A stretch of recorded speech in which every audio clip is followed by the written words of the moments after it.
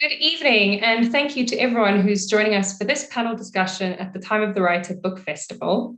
My name is Sabeehah Motala. I am the Director of Strategy at the Awaal Socio-Economic Research Institute.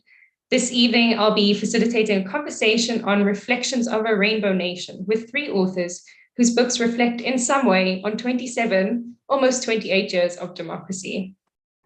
Joining us this evening, we have Wahbie Long, a clinical psychologist and associate professor at the University of Cape Town. His book, Nation on the Couch, Inside South Africa's Mind, explores life in South Africa through the lens of psychoanalysis. Our second guest is Lawrence Mduduzi Ndlovu, who is a lecturer in the theology department at St. Augustine College of South Africa. The Soweto-born Catholic Cleric, lecturer, writer, poet, speaker, and arts enthusiast has contributed to several publications through his columns in Spotlight Africa and the Daily Maverick. He's also written for The Thinker, the Huffington Post, News 24, the Southern Cross, and the South African. His collection of poetry, My Buye, 25 Years of Democracy, retraces our steps as a nation from the period immediately preceding freedom and democracy in 1994 to where we are 25 years later. Our third guest, Dr. Ismail Lagardien, worked as a reporter and photojournalist for the Weekly Mail and Sowetan in the 80s. He studied at the London School of Economics and received a doctorate at the University of Wales. Today, he is a leading political economist and writes for Business Day, the Daily Maverick, and VryeWeekblad. His book, Too White to be Colored, Too Colored to be Black, has been officially released today and is a hybrid narrative blending memoir with social commentary and political analysis. Always in search of home, the book tracks Lagardien's vast experience of a deeply lived life, always against a backdrop of unbelonging. Thank you to all our guest authors for joining us this evening, and I'm looking forward to the conversation.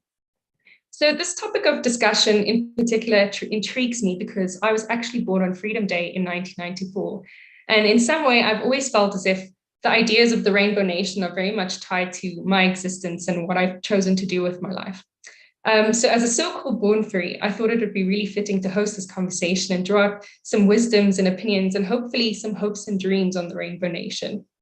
So to kick off the conversation, one of the prompts for this discussion is memory. I didn't exactly live through apartheid, and my knowledge of it was kind of what was taught to me in history class and what I learned through the memories of my parents and other people who stood against its brutalities for the sake of my generation.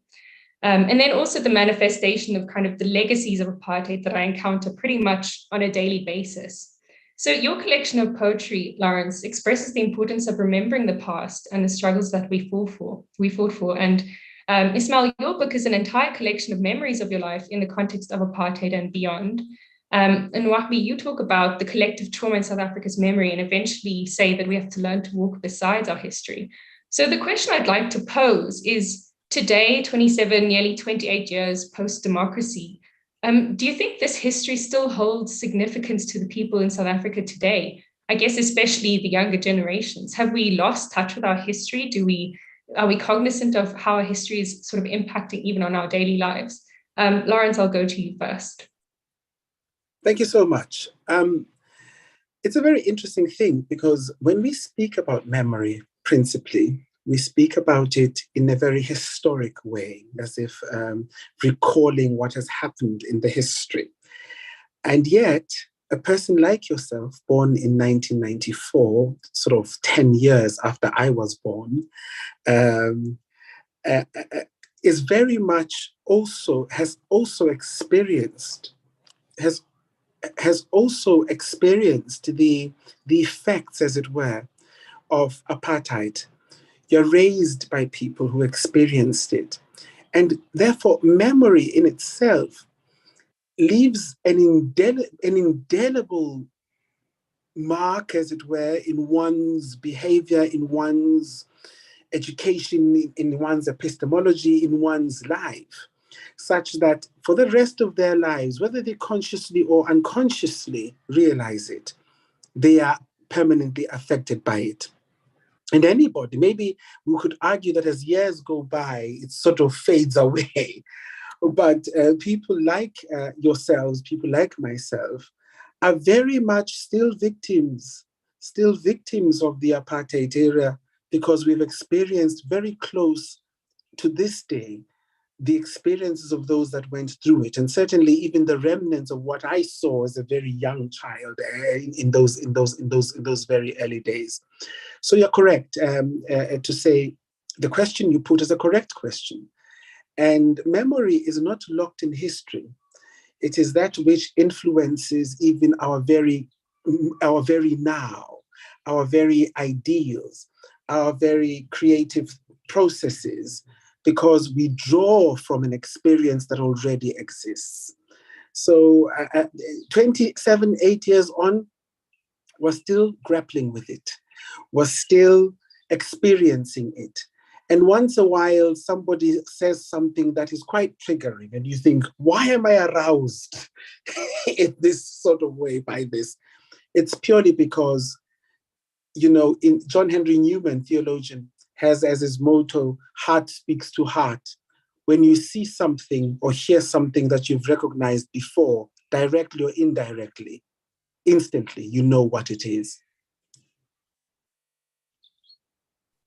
Thank you so much, Lawrence. Wahbie, do you think that we are unconsciously remembering the things that have happened in the past and that's influencing our behavior today as South Africans in the Rainbow Nation? In a word, Sabeehah, yes. I often think of this great line from one of William Faulkner's novels where he writes, "The past is never dead. It's not even past." And certainly from a psychological perspective, if one thinks of the work of psychotherapists, particularly those working from a psychoanalytic or psychodynamic perspective, the past is the stuff of therapy in the individual lives of patients. There's this almost taken for grantedness about the fact that the past works its way into our present, whether we care to admit it or not. And I believe that from a social perspective, the same argument can be made. A lot of people are surprised by the fact that born-free South Africans seem to be so traumatized by the legacy of the colonial and apartheid past, especially when one thinks about student protests on university campuses over the last 6 or 7 years. How is it possible that people who were born post-1994 can seem so affected by our traumatic past? But the fact of the matter is, whether one's thinking about this individually or socially, trauma gets passed in the blood, as it were, to use that great phrase from one of Jonathan Janssen's books, Knowledge in the Blood. This knowledge gets transmitted from one generation to the next. And the problem arises when we refuse to engage with it. It's another truism within psychodynamic therapy that if you insist on repressing the past, as it were, it will find a way, it will return in destructive ways. And my book looks at some of the ways in which that repressed past plays out in South African life. So there's no question that the past is not past. It's very much present and alive. And I think young South Africans especially have reminded us of that in recent years. Thank you so much, Wahbie. Ismail, your life experiences have definitely involved some traumas of apartheid. Would you say that you've had the opportunity to meaningfully engage with those traumas, or are they continuing to manifest in some way in your present experiences of, I guess, life in the Rainbow Nation? Yes, they are. They have very much, and I actually bear some physical scars of those times. But when it comes to, I just want to perhaps open the discussion a bit, in the sense that I want us to consider memory as just for the sake of argument, memory as something different from the past and recollections. Memory is very unreliable. It can be, there's a lot of confabulation. We can make up memories. Sometimes, I think there's a scholar, her last name is Loftus, I think, who has shown that even eyewitness accounts of crimes have gotten things wrong many years after the fact. I think it's Elizabeth Loftus. So memory, that's the one thing I'd like to say about memory. Then the other thing is recollections. What do we have, and what I certainly draw on in my book are recollections. And so in that way, but I don't want us to unweave them, or how do you say, to pull them apart to the extent that they're conceptually different issues, but in very real sort of, I don't know, terms, they're very important, because somebody mentioned the Thieves Must Fall and the young movement, the young people, and it always amuses, not the right word, but I'm always amused by people who may suggest that they weren't around when the Constitution was signed, so it doesn't have any meaning to them. There are also people who don't know some of the blood and violence and between 1985 and 1995, and how close we came to destruction and cruelty and barbarism and the murders and the necessary compromises that have been made, that had to be made. People, so the populists, many of whom were infants at the time, have no recollection, have no memory of that. So we must remember that children aren't born with memory. The younger you develop memory as you go along. So I always find it kind of depressing when people talk about that era and speak of sellouts and make all sorts of accusations. But we had the liberation movements. Let's just say we had Mduduzi, where we had Borko, we had Azanla, we had the SADF, we had the AWB, we had the National Party, we had the ANC, we had Inkatha, and these people were all at each other's throats in the early 90s, and something had to be done. And those are very real memories that I have, and they are real recollections, and they significantly influenced the way we went into the transition. So perhaps I just want us to consider the power of memory, willful, what I described early on as willful forgetting, confabulation, the recreation of false memories, and past memory and the past. So that would be my opening sort of statement. Thank you very much, Ismail. I think you've mentioned, how close we came just before 94, just during that period to violence. But I think violence is a characteristic of our current experiences of South Africa, despite it being this sort of idealistic rainbow nation idea that's been imposed on us. For example, the endemic levels of gender-based violence, violence in the form of corruption and lack of service delivery, xenophobic attacks. So I'd like to ask each of you, where do you think this violence comes from? Is it as a result of that legacy of memories of violence that, our forefathers went through? What does it say about us as a nation? Are we distrustful of each other? And then also, have we been given space to heal from those memories or recollections or past of, a lot of violence and trauma? I'll go to you first, Ismail.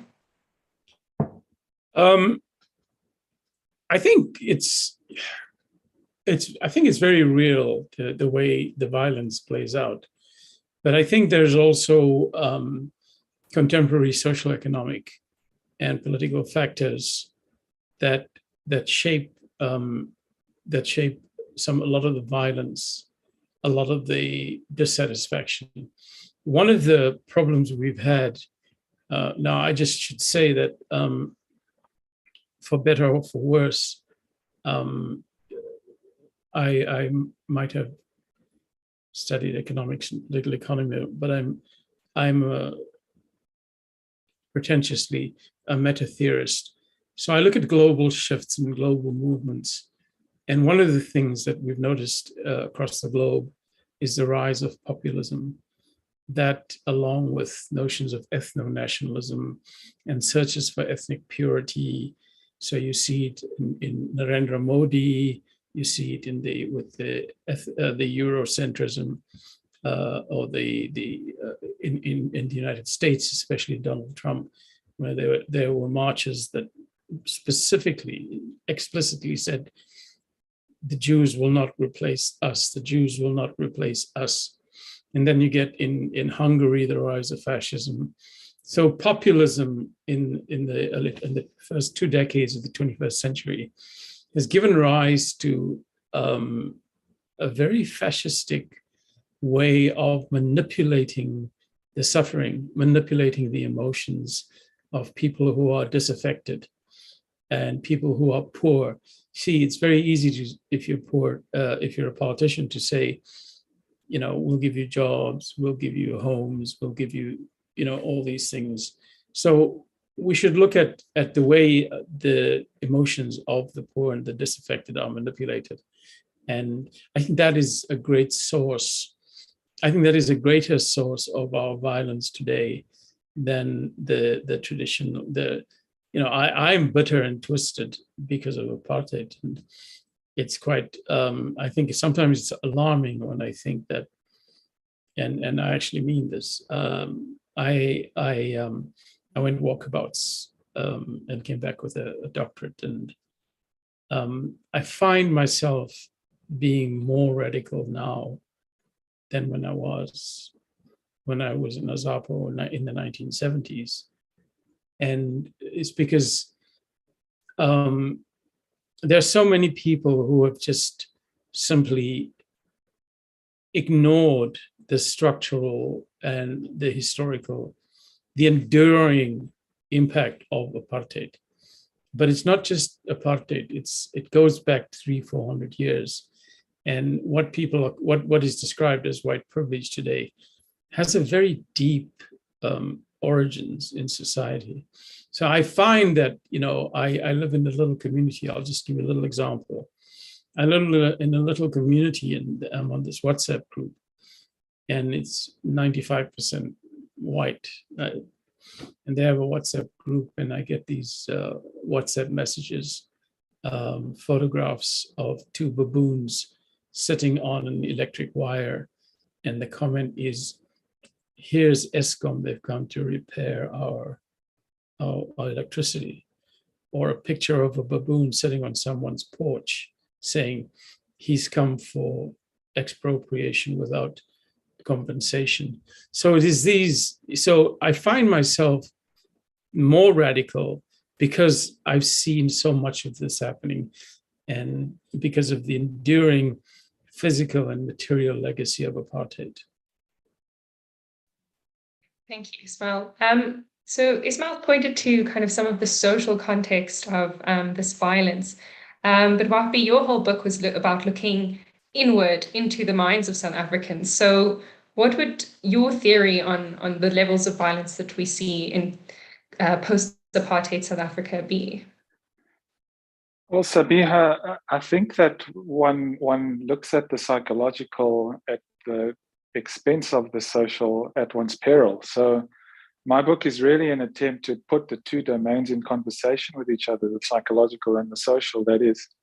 So when it comes to the problem of violence in South Africa, I think we have to look at violence in the broadest sense possible. And Ismail has alluded to that now in his comments. We have to think about, obviously, the more conventional, if you will, interpersonal violence, gender-based violence, but also the broader structural violences, what some have called the slow violence, for example, of poverty, inequality, the violence of racism, which Ismail has just mentioned now, we have to think of violence in the broadest terms possible. And when I think of violence in that manner, then I think of it as essentially being a problem of recognition, in the sense that I think in South Africa for hundreds of years now, it has been our enduring shame that we are unable to recognize the humanity of our fellow South Africans, and that misrecognition, that struggle around recognition, of course, is not a uniquely South African problem. If one gets into the history books, some will argue that the problem of recognition is the problem of our species.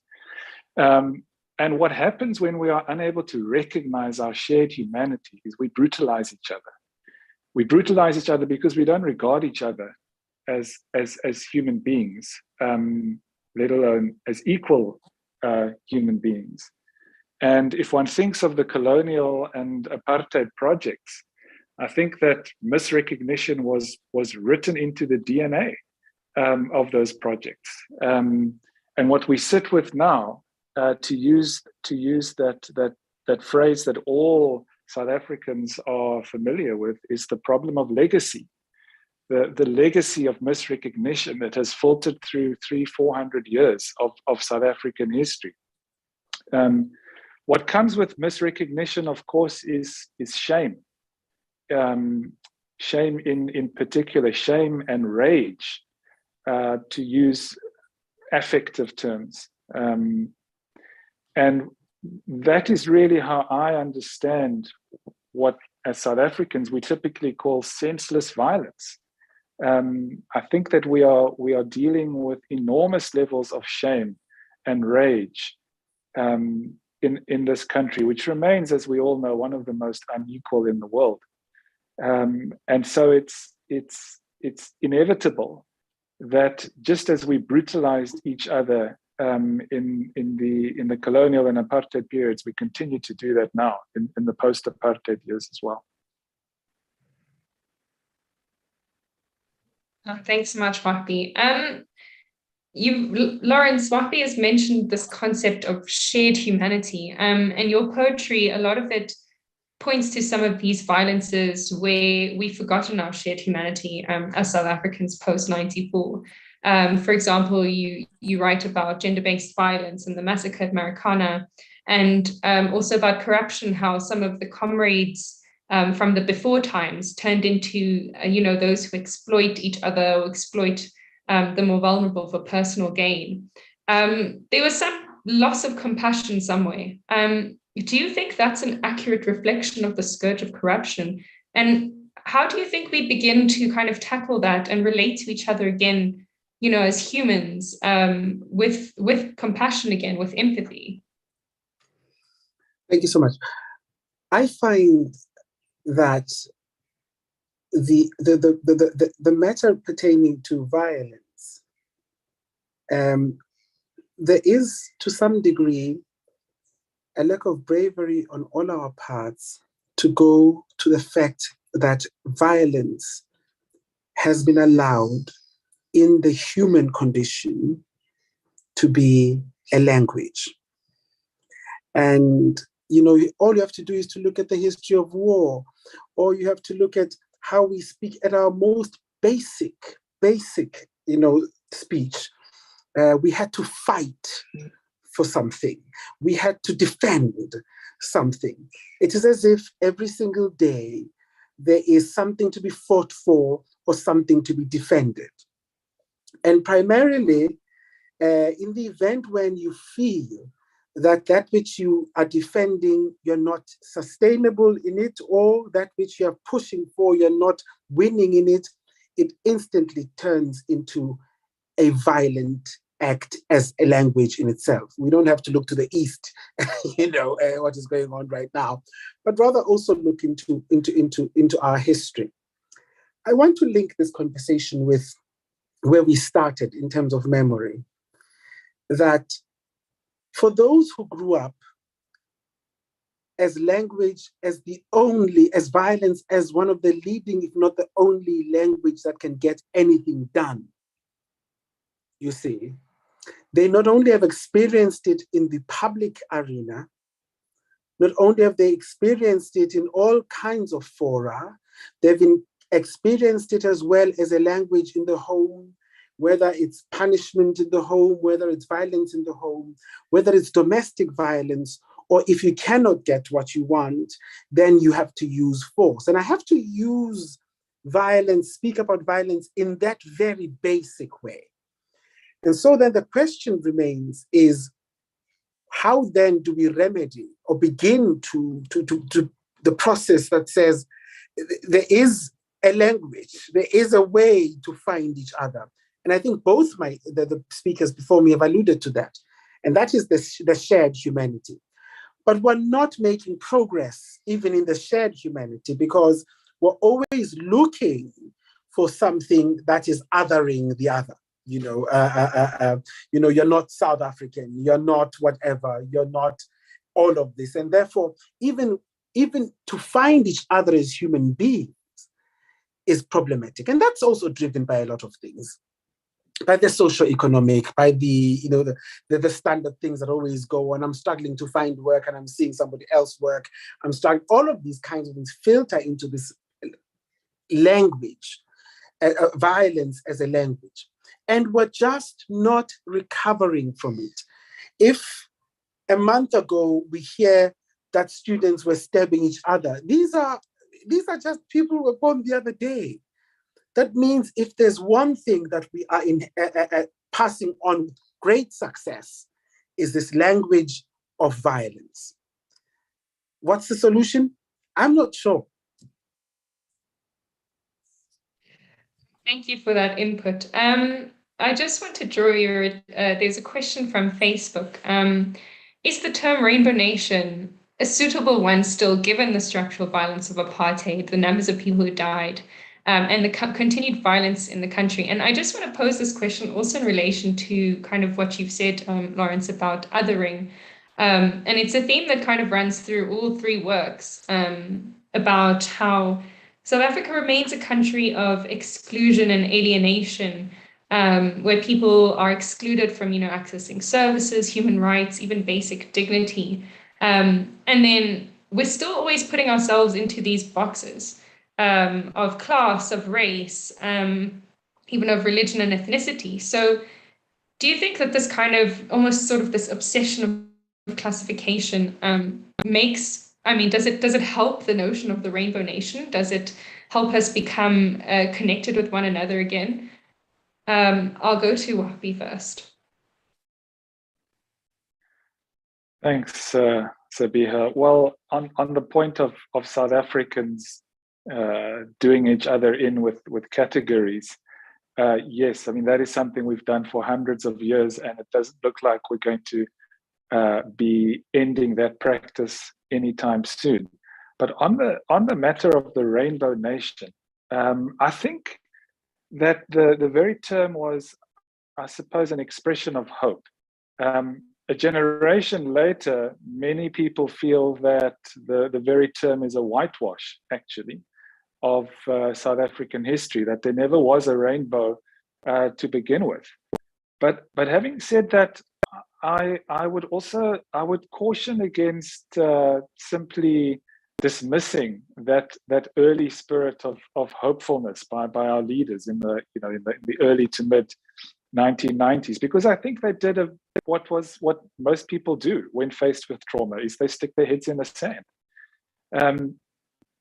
There's also historical precedent for this. If one looks, for example, at the Holocaust and the survivors of the Holocaust, that generation of Jews, they didn't talk about their traumas. They simply reconstructed their lives and got on with the business of living. It was only, in fact, when their grandchildren started asking questions that the trauma of the Holocaust really burst into the public's consciousness. The survivors wouldn't even talk to their own children. It was only after a few decades when the subsequent generation, the grandkids, started asking questions, that the full horror of the Holocaust exploded into the public's consciousness. And I think something comparable happened in the South African instance, where 1994 came.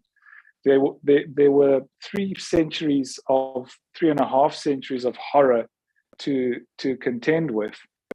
We did what human beings typically do. We buried our heads in the sand, and we constructed a rainbow nation. And then the generation that followed, the so-called born frees, they cried foul. They cried foul and said, "What's going on here? This can't be." And I almost wonder if one gets into trauma studies, if there is something that just makes it very hard for the generation living through the trauma to actually confront it head on. If one compares the South African instance with the example of the Holocaust. Of course, what that means now is that the work that faces us as a nation is very serious indeed. A lot of people, I think, were taken aback by the explosion of student anger around 2015, 2016. Nobody saw it coming. And I think that that's a testament to just how buried all that trauma was. And that's why we were all, especially those of us in higher ed, taken by surprise. Thank you. Lawrence, your views on the appropriateness of the term Rainbow Nation? I've never really believed. I can understand its aspirational nature. And, apparently it is a term coined by the late Archbishop Desmond Tutu. And I can understand when you've dedicated your life to fighting for a cause and you've made great strides in wanting to show how far we've come and to infuse in society that it is possible, that which we were fighting for is not just a dream, but it is a possible reality. But did we back it up? Did we really back it up? And here I'm speaking principally at those who have had the legislative, the way to drive that process where colors that look apart can stand equally and be equally beautiful. So it's not so much about whether or not people were able to give back land, or whether people were what people didn't do and that sort of thing. For me, it's the and then what conversation. After the euphoria, after all of that, it's the and then what. And that is why to the young person today, everybody seems like a fraud. Everybody who lived through that process of being able to make a decision, you look at it now and you say, but hold on, what is it exactly that was achieved? And yes, that notion would fall into the hands of populists and so on, because everybody is hungry for real transformation in their lives. And this is not just for me a racial question, it is even a gender question, that after people had dedicated their lives, losing their lives in some instances to fight for the notion of true equality and non-racialism, you would expect the same people to understand what it means even in the area of gender. No. So even the notion of hypocrisy, even if you claim that you understand why it was uttered, but I'm afraid that when we look everywhere around that, not just in the racial question, in the gender question, the economic question, in any other way, you have to ask yourself, what was achieved? Was this just, did we really achieve great slogans and great songs? So there is a part of me that understands the rage. There's a part of me that understands the rage. And it is an existential rage.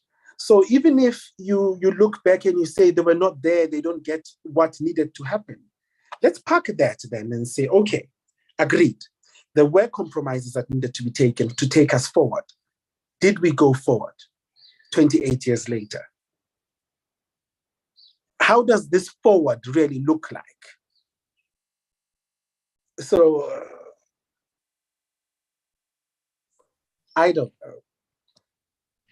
Sorry, it seems we are having a slight technical problem. To the viewers, please don't go anywhere. We will be back in a minute.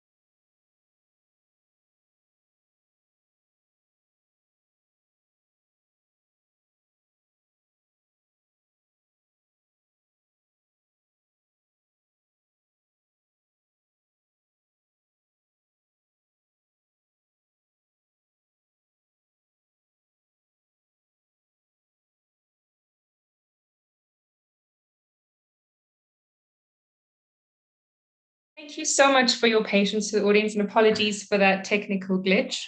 Technology is not always perfect, but hoping to dive back into the conversation with Ismail. I wanted to ask you that same question about the Rainbow Nation and the appropriateness of the term, but kind of in the context of something you wrote in your book, where you said throughout different points in your life, you had to make something else of yourself other than what was made of you.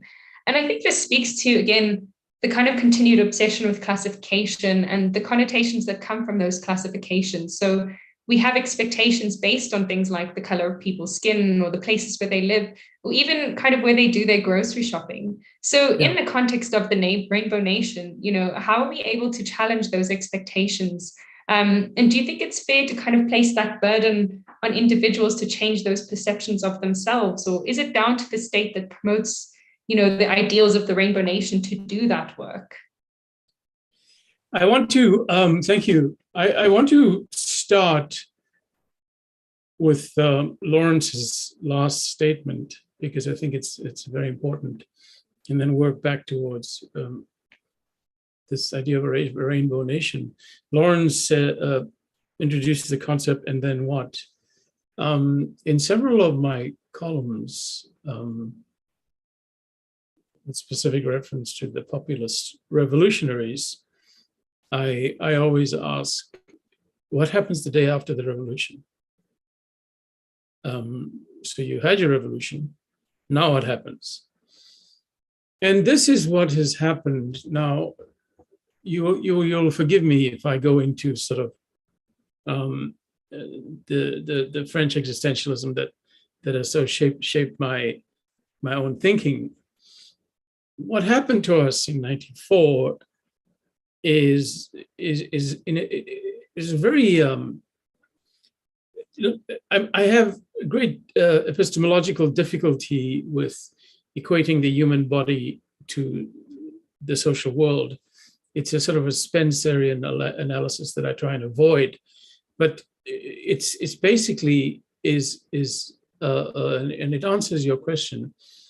We got our freedom in 1994, in as much as it was, but then we didn't realize what to do with our freedom, and so now it goes back to the sort of the existentialism that I referred to, and my having to remake myself.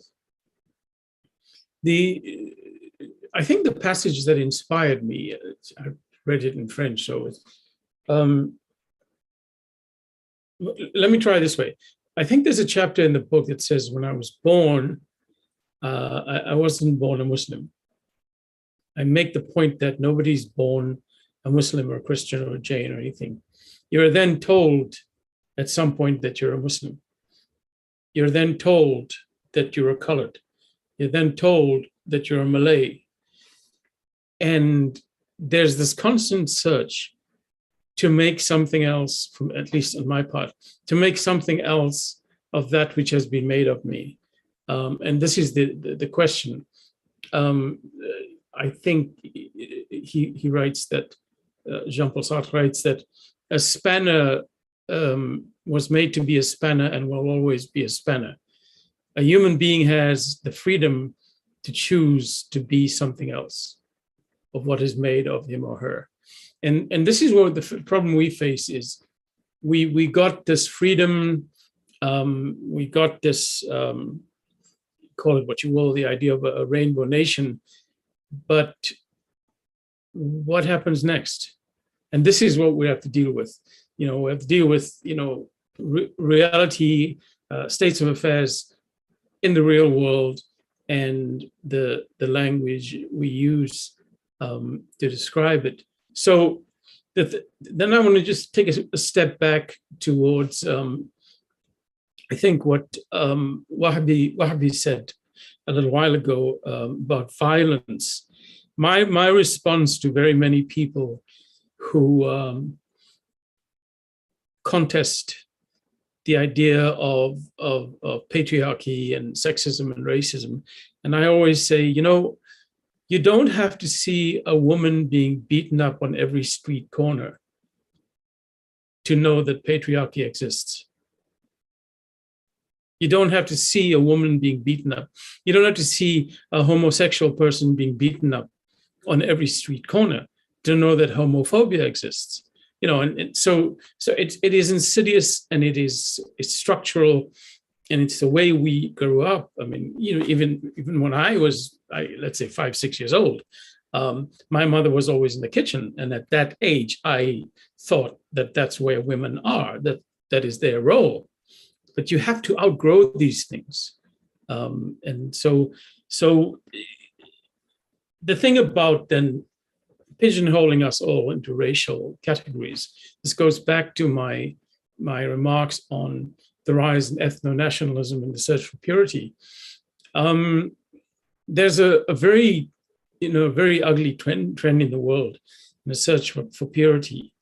One of the areas that I studied, not formally, informally, closely, is Pakistan, where there are search for Pakistani purity and pure Hinduism, and there are constant clashes around the world in these searches for purity on the back of ethno-nationalism and populism, whether it's in Hungary or Italy and Britain, and that's why we had Brexit. And that's a very dangerous thing, and it's now seeped into South African politics. I have I've saved some of these emails. I've received hate mail and a couple of death threats from a particular party, and told that I have to go back to Asia. And one person sent me a note on how he's going to kill me and my grandfather. I really don't know how he got to my grandfather, but anyway. And then he apologized. He makes it worse, and he says, "I'm sorry, what I said, I thought you were white." So it seeped into us. We now talk about people being non-African, and it becomes such a malleable concept. You can apply it. So there's, on the one hand, there's the idea that Africa belongs to Africans and there are non-Africans. So what are we supposed to do? What are we supposed to think? That we don't belong? And this is some of the, in the book, I just to bring it back to my book, when I worked in the National Planning Commission for 5 years on the National Development Plan, one of the things I did was travel around the country to meet with local and provincial government public officials. And for my Xhosa's very poor, and as is my Zulu and Venda and all that. But without fail, if I had 100 meetings around the country, in 90% of those meetings, when I started speaking, somebody at the back would say, this guy, is he white or is he colored? And every day, and I would have to deal with that every step of the way. And I would, at times I would just say, hey, I'm a colored. And even though I don't like the term, I would have to explain myself that I'm a colored, because, I'm the whitest person in the room. I mean, as we sit here, so we've kind of returned to this very ugly categorization of people. So it's like a perverse, the French have a saying of liberty, fraternity, and equality. And there's a bit of a conflict. It's one of the problems I have with liberal economics. Liberalism means we can be free and we can be good, we can be bad, we can compete. But when you compete, there can be winners and there can be losers, which sort of builds in inequality into the system. So the point is, then, we've gone back to this, and what it's done is our senses of belonging and our cravings for belonging have made us very vulnerable, and that's where the vulnerability comes in. I think Martha Nussbaum wrote about primitive vulnerability. We've been vulnerable for a long time. I mean, and we've internalized it. It's not unusual for a woman to walk down the road, or a lesbian person to walk down the road, and so to speak, keep to her side of the road, because there's this constant fear that we've internalized about persecution. So that would be my kind of general response to all these things. Well, thank you so much. So we have about 9 minutes left, and I don't want us to, end this conversation on these kind of gloomy notes of all the traumas that we've inherited. So I guess I'm going to ask each of you in your closing remarks. You've all written about South Africa from different points of view, and Lawrence and Wahbie, you've kind of ended your works with more positive sentiments. And then in contrast, Ismail, I think yours concedes towards the end that South Africa is kind of running out of time. So I guess I'd like to ask each of you, for a child that is born on the 27th of April, 2022, what do you foresee that child experiencing, over the next kind of 27 years of democracy in South Africa? What advice would you give that child growing up in this inherited rainbow nation? Lawrence, I'll go to you first. I would say keep your gaze low. And what do I mean by that? In 1994, many, including our lovely Archbishop Dudu, spoke of the rainbow nation, kept their gaze aspirational and high. And I would suggest keep yours low. What do I mean? The joy of South Africa is not found in what it could be. It is found in the day-to-day experiences and in the eyes of the very ordinary person who's just, in spite of everything, choosing to rise. It isn't the old women on the side of the road who sell maize. You know, growing up, I write in the book that I remember my first day of school didn't end very well, you know. But my family home is next to a primary school. And when I'm home often, I'm able to stand at the gate and watch these young people, these young children go to school so freely, you know. And in these odd, not even odd, but the day-to-day experience, we might rub each other, you know, might rub against each other with great difficulty. But once in a while, when everybody is going about their business, you think something right is going on here.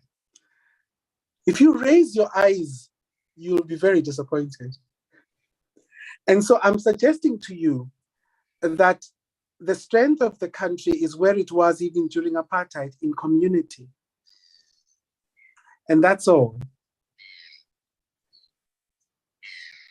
Thank you so much. I think that's a really beautiful sentiment, that the joys of South Africa in the eyes of the ordinary people, but perhaps it's the ordinary people that make it great. Ismail, if I can go to you next for your kind of closing sentiments. I was hoping we'd never get to this, but because I'm unbelievably pessimistic. Although I don't do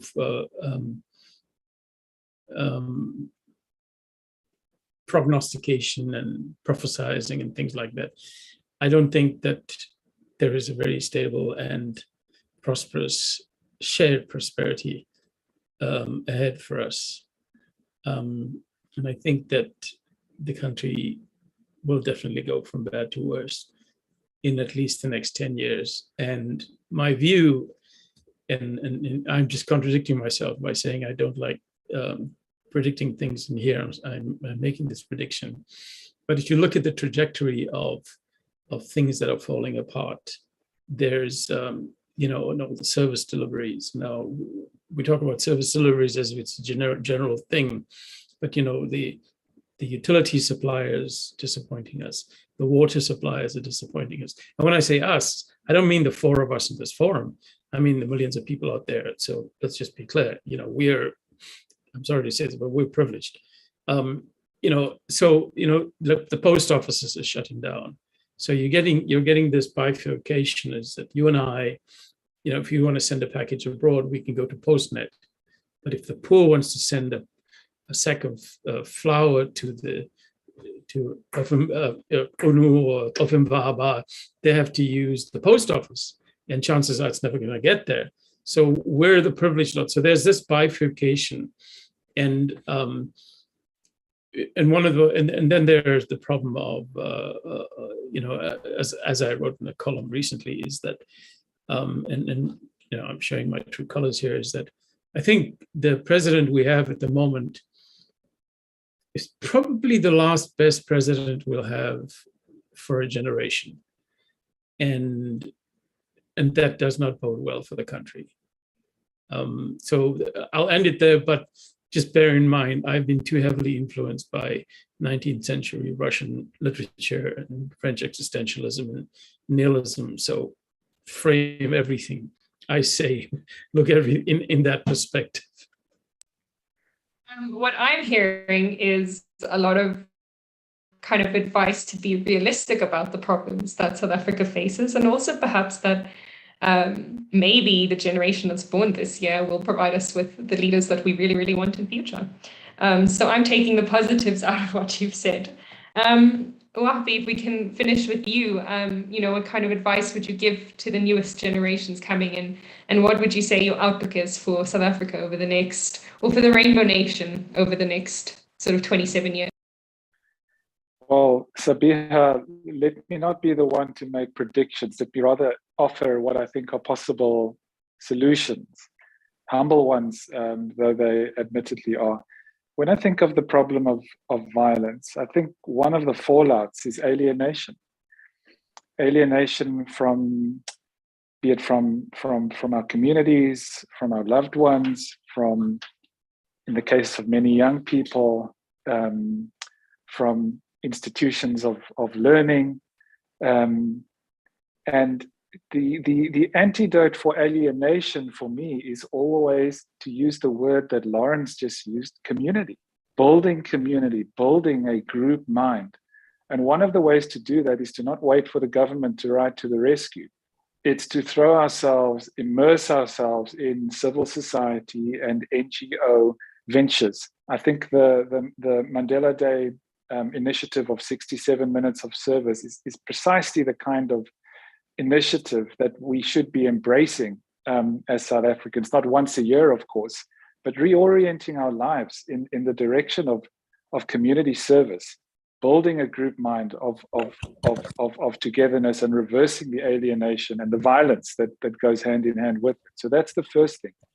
The second thing for me is that we have to rethink our relationship with media.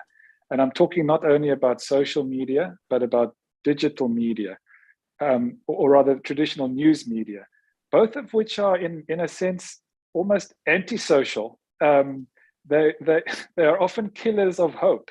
And one of the things that I've been really encouraged by over the last year is meeting a wide range of South Africans from all sectors of our society who are putting shoulder to wheel and doing incredible work in trying to turn this country around.